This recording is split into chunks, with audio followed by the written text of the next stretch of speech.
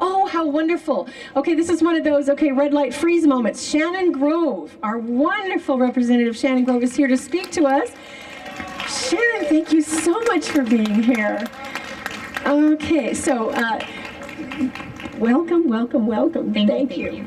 Thank you. Well, good afternoon. I'm Assemblywoman Shannon Grove, and I represent the Central Valley in Bakersfield, Tehachapi, Taft, Ridgecrest, and the Central Valley area. You guys are over there. The camera is right here, and I'm getting instructions that I have to look this way. So it might be a little awkward.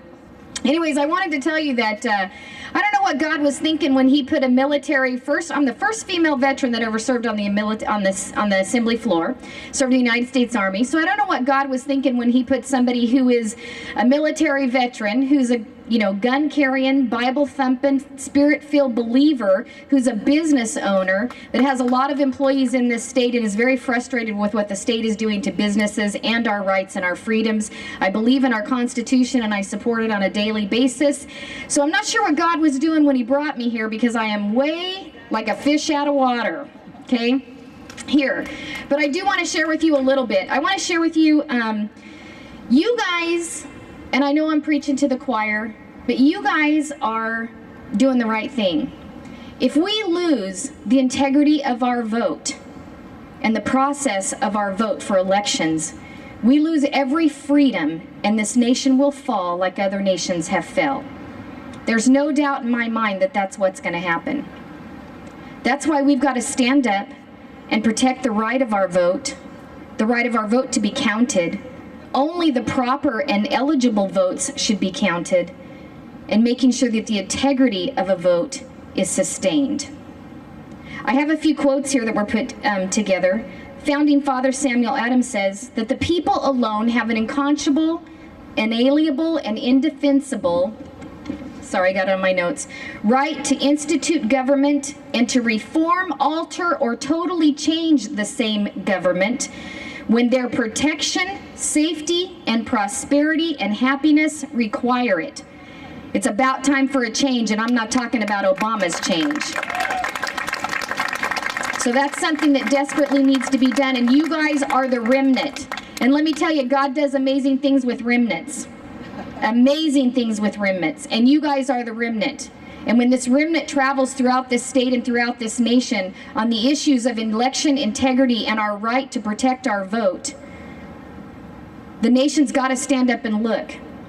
Especially if there's no validity in the way that people are voting today, and there's no verification process. We've got to be able to stand up and protect that.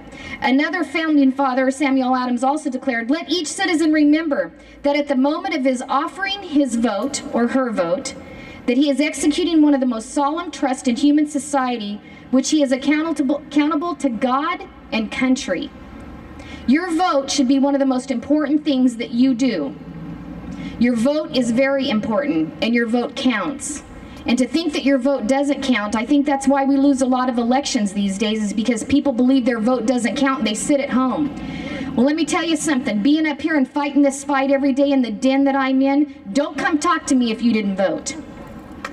Don't come talk to me. You need to know who your representative, and you need to be actively seeking out who your representative is and hold them accountable. I don't care if you're in an 80% Democratic district, you pound on their doorstep every day and tell them, why did you vote for this? I know it kind of let the wind out of our sail a little bit because the governor signed AB 817 yesterday, and that bill allows non-citizens the right to vote. Oh, to work in the polls. Sorry, there's a bill on the floor that allows them to vote. We just took that up on Monday, so I apologize. But to work in the polls. When you think about it, they use the big argument that, if you're a non-citizen, you serve in the military, you pick up a weapon and you defend this country. Why can't you work in the polls? How many of our veterans are coming back scrambling for a job that pays minimum wage to work in a polls 4 to 6 hours and 1 day a year? Not very many. They're looking for individuals and to have them have a right to be in that poll setting that are completely against the sovereignty that we enjoy and the freedoms that we have in this nation. And they, under this bill, will put them in that polling place. Because it's not the veterans that are picking up their weapon and serving overseas in order to achieve citizenship that are fighting for these jobs. It's the activists that they're going to put in those positions that are going to derail our integrity of our vote. And that's the issue on this. So when I look at other founding fathers, when I look at 100 years later after Samuel Adams made the statement and the Congressional Congress was formed, it says 100 years after they declared their independence, President James Garfield said, "Now more than ever, the people are responsible for the character of their Congress," and I'll add, to their elected officials. "If that body is ignorant, reckless, or corrupt, it's because the people tolerate recklessness, ignorance, and corruption. If that body is intelligent, brave, and pure, it's because the people demand these high qualities to represent them in the national legislature. The next centennial, if the next centennial does not find us a great nation, it will be because those who represent the enterprise, the culture, and the morality of the nation do not aid in controlling the political forces." America is a new nation compared to the rest of the world. You can go anywhere in the rest of the world and they're celebrating their, all these millions of years of heritage or hundreds of thousands of years of heritage, all these old issues over in Europe. You come to America and we get excited we have a centennial. And we know it's 100 years old because we're excited. Because our nation is very young. It was founded on principles of freedom and everybody having a right to vote, everybody's vote being protected, and principles that made this nation free and great. And if we don't change the way things are going now, we will lose those freedoms. I often share a story. Before I got into politics, I used to take youth kids on missions trips. And when I went to Zimbabwe, Africa, we had different things. We went out and there were street kids and we used to take care of all the street kids. And it was like a do or die situation. I mean, they'd fight for food, they'd fight over clothes, fight over shoes. And then we went to this other place and it was a very wealthy man's house and he had a big palace and we sat into his living room and I had just worked with the street kids all day long. And there's thousands of people wandering the streets. And I told him, I said, my heart breaks for these people, these kids that are in the street. And he looked right at me in the eye and he goes, "Why?" I said, "Why?" He goes, "They know no different. They were born into this. This is life to them. That's what they've always had and what they always will have." He goes, "The people that saw Zimbabwe as the breadbasket of the world and that died before it fell, those people died knowing Zimbabwe was a breadbasket of the world, and they died knowing it was a great country. The people you should feel sorry for are the people that live through the greatest part of Zimbabwe, the fall, and now have lost everything and wandering without freedom." That scares me to death because I think I could be in part of that generation in the great United States of America.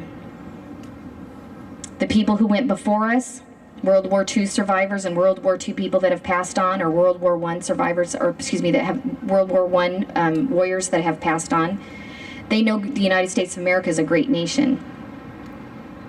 Kids, if our nation was to fall, our kids that are born, they'd be born into that. But us, we would be the generation that saw that great nation fall from what it is to what it possibly can become. And that's a very scary place to be, especially as a legislator. I challenge you all to continue to fight. Like I said earlier, God can do amazing things with a remnant. And it just takes a remnant of people to make a difference. It just takes one person to make a difference. And even though their numbers seem to be bigger, we still have to stand on the truths and the principles that our great founding fathers put in writing so long ago when they put pen to parchment paper and they said, "We are a free nation. These constitutional rights and privileges protect our free nation, and we can't let those things alter or falter." So God bless you and thank you for letting me share a few minutes with you.